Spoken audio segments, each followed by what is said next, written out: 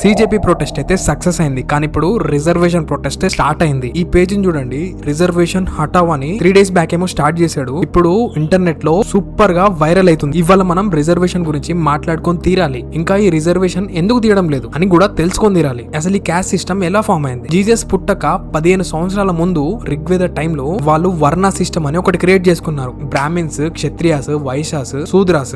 Brahmins అంటే ఎవరైతే పూజారులు, పండితులు, టీచర్స్ ఉంటారో వాళ్ళని బ్రాహ్మిన్స్ అనేవాళ్ళు. ఎవరైతే రాజులు ఇంకా మంత్రులు ఉన్నారో వాళ్ళు క్షత్రియాస్ కిందకు వచ్చేవాళ్ళు. వైశ్యాస్ అంటే రైతులు, బిజినెస్ మ్యాన్స్. శూద్రాస్ అంటే ఆర్టిస్టులు, లేబర్ వర్క్ చేసే వాళ్ళు, ఇంకా సర్వీస్ ప్రొవైడ్ చేసే వాళ్ళు. వీళ్ళు శూద్రాస్ అనమాట. ఇది వారసత్వంతో వచ్చేది కాదు, కర్మ అండ్ గుణాస్ తోటి వచ్చేది. అంటే మనం పని నేర్చుకొని మనం మన గ్రూప్ ని చేంజ్ చేసుకోవచ్చు అనమాట. కానీ కొన్ని సంవత్సరాల తర్వాత బర్త్ బేస్డ్ సిస్టమ్ స్టార్ట్ అయింది. అంటే తండ్రి గారు ఏదైతే చేస్తారో అది వాళ్ళ కొడుకులు చేయడం స్టార్ట్ అయింది అనమాట. ఎండోగమి, మన వాళ్ళని మనమే చేసుకోవాలి అని రూల్స్ అండ్ రెగ్యులేషన్స్ పెట్టుకున్నారు. ఇలా 4 వర్ణాస్ కాస్త థౌజండ్స్ ఆఫ్ జాతీస్ గా మారాయి, అంటే క్యాస్ట్ గా మారాయి. కానీ పైన 4 వర్ణాస్ కాకుండా ఇంకొక గ్రూప్ ఉంది. అదేంటంటే అవర్నాస్, అంటే దళిత్స్ అనమాట. వీళ్ళు యానిమల్స్ ని క్లీన్ చేయడం, డెడ్ బాడీస్ ని హ్యాండిల్ చేయడం, వీళ్ళని దళిత్స్ అని అనేవాళ్ళు. ఇలా కొన్ని సంవత్సరాలు గడుస్తున్న కొద్దీ రూల్స్ పెట్టి ఈ దళిత్స్ ఎవరైతే ఉన్నారో వాళ్ళని అంటరాని వాళ్ళుగా చూస్తూ మన వెల్స్, బావులు ఉంటాయి కదా, రివర్స్, ఇంకా లో వీటిని రిస్ట్రిక్షన్ చేసేవాళ్ళు అనమాట. ఇలా చాలానే డిస్క్రిమినేషన్ జరుగుతూ వచ్చింది.